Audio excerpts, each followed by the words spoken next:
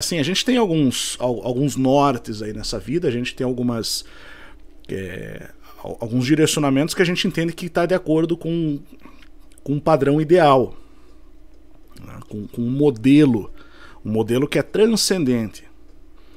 Então, o que é transcendente, é preciso entender que quando eu falo transcendente, eu não estou falando de metafísico, né? Quem está no Instituto sabe disso. Muita gente simplifica o conceito de transcendência. De modo geral, a maior parte das pessoas que falam em transcendência hoje, devido até a nossa sociedade ser muito, o termo que eu uso é curta nas ideias, né? Ela é muito rasa e não profunda. De modo geral, as pessoas entendem que o que é espiritual ou o que é sobrenatural é transcendente. Isso não é verdade, né? Existe no campo da filosofia, no campo de estudos mais sutis da existência, esses dois conceitos existem: a transcendência e a imanência. Elas se antagonizam, tá? Os dois são opostos. O transcendente significa algo que vem de fora, ou que existe fora deste universo, deste mundo, deste cosmos, desta existência como um todo. Só que essa existência como um todo, ela não é puramente física. Ela envolve, de acordo com a cosmologia tripartite, digamos assim, pelo menos 3 níveis aí, né? Que a gente conhece como corpo, alma e espírito. Agora, em se tratando de existência de uma maneira assim menos comprometida, de uma maneira menos vinculada a um dogma específico, a gente só precisa entender uma coisa, que quando uma origem é transcendente, significa que ela não é deste mundo, não é deste cosmos. E quando um fim é transcendente, é porque ele leva a algo, a uma região, a um local, que não pertence a este mundo. O oposto disso é imanência. É algo que faz parte, que é inerente a esse mundo, a essa existência. Então, evidentemente que isso é importantíssimo, na verdade, porque hoje a gente tem movimentos que são movimentos de cunho ideológico, de cunho até político, como, por exemplo, já citei algumas vezes, o tradicionalismo. O tradicionalismo ele é muito confuso nesse ponto. Muita gente se deixa levar, né, e acaba aderindo a uma falsa ideia de transcendência. Quando você tem uma veneração a uma entidade, uma religião que tem como prática a veneração a uma entidade que faz parte deste mundo, ela só não é visível. É um espírito da natureza, um espírito do submundo, certo? Ou das regiões celestiais etéricas, digamos assim. A gente está falando de imanência a um nível mais profundo. Outras pessoas, outras linhas vão considerar que isso é transcendente porque não faz parte da realidade física. Eu discordo. Eu entendo que isso faz parte deste mundo, deste cosmos. E aquilo que leva e cuja origem é transcendente, é de fora deste mundo, aí você está falando de uma realidade que ela está além, de fato, e ela é transcendente. Então nem toda religião é transcendente. Percebe? Então isso é bem profundo, na verdade. Porque a religião ela pode ser metafísica, ela pode envolver o sobrenatural, pode ser uma prática espiritualista, mas para ser transcendente, em outras palavras, a origem tem que ser celeste, celestial de fato, divino, sagrado no mais profundo significado da palavra. E o fim também. Ela tem que levar a esse fim. E é exatamente o que a gente tem no cristianismo, em essência. Mas não em todas as práticas. Por exemplo, dentro dessa linha do tradicionalismo, você tem líderes desses movimentos que falam abertamente em voltar a adorar os antigos deuses, referindo-se ao panteão greco-romano. Adorar Zeus, adorar Poseidon, adorar Astarote, puxando os mesmos seres em diferentes religiões. Claro, Astarote não é, na verdade é do Levante, né? Tem os deuses mesopotâmicos, tem os deuses do Levante, da região dos fenícios, por exemplo, né, de Canaã, e tem os deuses greco-romanos, Grécia, Roma. Mas isso é algo que a gente trata no curso A Outra História do Mundo, do Instituto Licência. Na verdade, a gente vai descobrir que existem paralelismos profundos ali, né?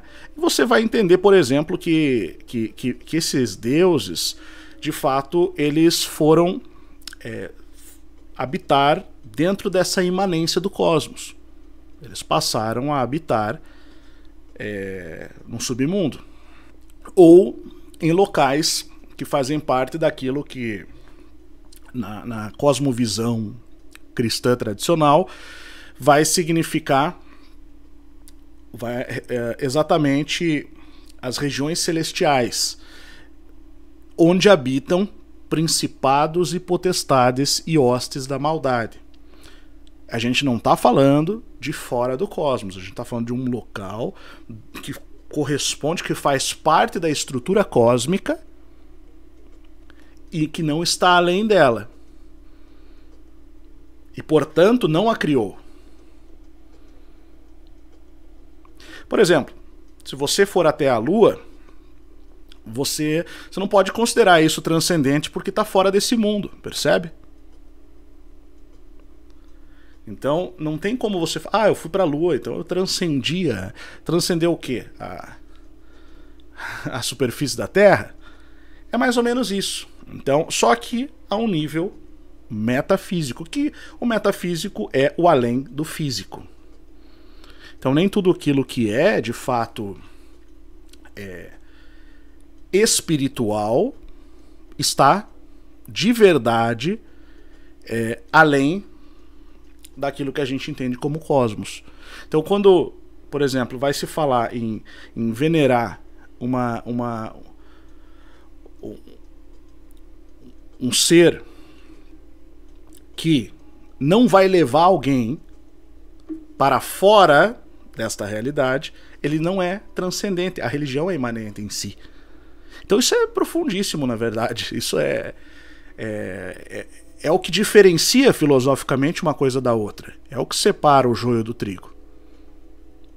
Há um nível de compreensão que a gente poderia usar vários termos aqui, né? Espiritual, sobrenatural, metafísico, religioso, no sentido do religare, não no sentido de religião como sistema de crenças, né, e práticas, mas sim no sentido do religare, que é o verdadeiro significado da palavra, reconexão com o transcendente, né? Então, aliás, é isso que vai diferenciar se uma religião ela é revelada ou se ela é decorrente de práticas de tentativa e erro, práticas de conexão espiritual, até empíricas, eu diria, né? Então, se é algo que é transcendente, que vem de fora para dentro, para levar de dentro para fora, ou se é algo que, na verdade, simplesmente busca fazer uma conexão entre algo que já está aqui, nós só não vemos. Isso vai explicar até mesmo por que acontecem essas interações daquilo que a gente chama de providência, né? Providência divina. Quando Platão escreveu Timeu e Crítias, ele escreveu sobre um personagem divino que ficou conhecido como Deus desconhecido, né? Quando a gente pega a Bíblia, você vai ver no livro de Atos que o apóstolo Paulo esteve pregando as boas novas na Grécia. A gente vê que ele usou essa figura do Deus desconhecido para falar para os gregos, esse é o verdadeiro Deus. Tinha o panteão lá, e você tinha todos os deuses representados como uma estátua, né? Menos o deus desconhecido que não tinha estátua. Então, muita gente pensa que, na verdade, e eu pensava assim quando eu li a primeira vez isso, e eu não conhecia Platão, a gente pensa que Paulo estava simplesmente usando uma figura de uma deidade ali para fazer com que os gregos compreendessem, né, quem era de fato Deus, o Deus dos hebreus. Mas não, cara, se você vai ler Platão, você vai ver que de fato Platão estava falando daquele ser que criou tudo, os deuses do panteão e a própria Terra e o próprio universo. Então, que não é parte do mesmo panteão. Ele deixa isso claríssimo na obra dele. Não vou localizar agora aqui, mas eu já mostrei isso na outra história do mundo. Platão deixa muito claro que aquele ser ele está numa outra categoria. Ele é um ser que está acima, que não tem maldade, que não tem ciúmes, que não tem inveja. Diferente dos deuses do panteão, que muitas vezes agiam como seres humanos, só que com mais poderes. Né? Os deuses Zeus e companhia, né? Todos os deuses do panteão, Cronos, os titãs, enfim, os deuses antigos do panteão grego. Então, na verdade, o apóstolo Paulo ele estava sendo bem específico quando ele estava dizendo aquilo. Porque, evidentemente, que ele conhecia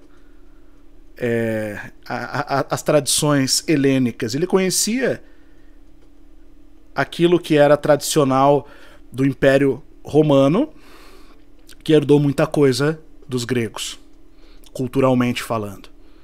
Inclusive os deuses eram os mesmos, só que com outros nomes, né? Zeus é Júpiter, Cronos é Saturno, Cronos grego, Saturno romano, Zeus grego, Júpiter romano. E por aí vai. Só que esse ser, não.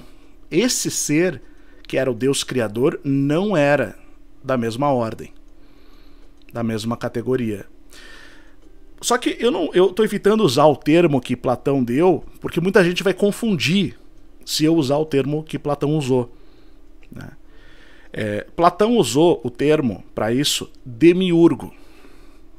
Só que o significado que Platão dava para demiurgo não tem absolutamente nada a ver com o significado que hoje alguém que tem contato com essa palavra vai se deparar, que é o conceito que os gnósticos, neognósticos, na verdade, passaram a dar para esta palavra, como se fosse um aprisionador, né?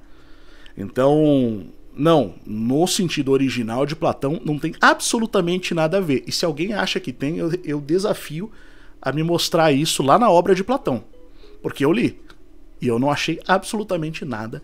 Na verdade, depois que eu concluí isso, eu continuei lendo a respeito e eu percebi que, de fato, outras pessoas antes de mim, que tinham o mínimo de percepção e se deram ao trabalho de ler Platão, entenderam isso também, que, na verdade, essa palavra demiurgo é uma criação não é nem do gnosticismo lá dos primeiros séculos da era cristã, é do neognosticismo, que é uma coisa bem mais recente, né?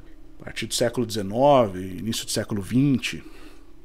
Então, assim, é uma deturpação do termo em si. O termo, a forma como Platão descreve esse ser, né, que o Paulo vai chamar de Deus desconhecido, é a mesma forma, com os mesmos atributos, ou muito parecidos, que os hebreus descrevem o Deus criador, ou os cristãos descrevem o Deus.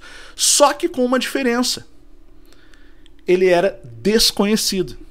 Ele não era revelado, ele não se revelou aos gregos.